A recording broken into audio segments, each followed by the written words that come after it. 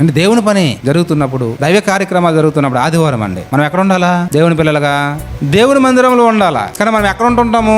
ఇంటి దగ్గర, పెళ్లి దగ్గర, ఫంక్షన్ దగ్గర, ప్రయాణంలోను, ఎక్కడెక్కడో ఏవేవో పనుల్లో ఉంటుంటాం. అంటే దీని అర్థం ఏంటి? మనం ఏమైపోతున్నాం అంటే దేవుని పని దగ్గర రాజీ పడిపోతున్నాం. దేవుని పని విషయంలో మనం ఏం చేస్తున్నాం అంటే రాజీ పడి అటు ఓటేసేస్తాం. కానీ అక్కడ సంఘం నా కోసం ఎదురు చూస్తుంటదని నువ్వు బయట ఎక్కడో నీ కార్యక్రమాలలో, పెళ్లి దగ్గర, లేకపోతే మరొక చుట్టాల దగ్గర, బంధువుల దగ్గర సంతోషంగా ఆనందంగా గడుపుతుంటావు. కానీ ఇక్కడ సంఘం సేవకుడు ఏం చేస్తుంటాడు? పలానా వ్యక్తి రాలేదు, పలానా కుటుంబం రాలేదు, వారు ఎందుకు రాలేదు, వారికి ఏమయ్యింది, ఏం సమస్య వచ్చింది అని మీ గురించి ఎంతగానో ఆలోచిస్తుంటాడు. మీరు మాత్రం అక్కడ చాలా సంతోషంగా ఉంటారు. అలా ఉండొచ్చా? మీకు ఈ రోజు పని అండి. ఏదో ప్రాకారాలు ఆనాడు ప్రాకారాలు కట్టమన్నట్లు దేవుడు ఇప్పుడు ఏమైనా ప్రాకారం కట్టమంటున్నాడా?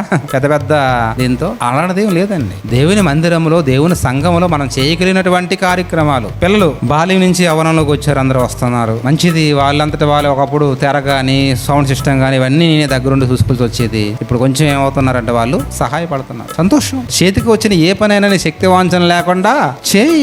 ఎందుకంటే నీవు పోవు పాతాళ ముందట పనైనను ఉపాయమైనను ఉండదు అనేసాడు. పాతాళానికి వెళ్ళిపోయినావు అనుకోండి, నరకం. అక్కడ నువ్వు పని చేస్తాను, దేవుని పని నాకు కావాలి కావాలి కావాలి అంటే ఎవరైనా ఇస్తారంటే అక్కడ పని అట లేదట. కాబట్టి పని ఉన్నప్పుడు నేనేం చేయాలా?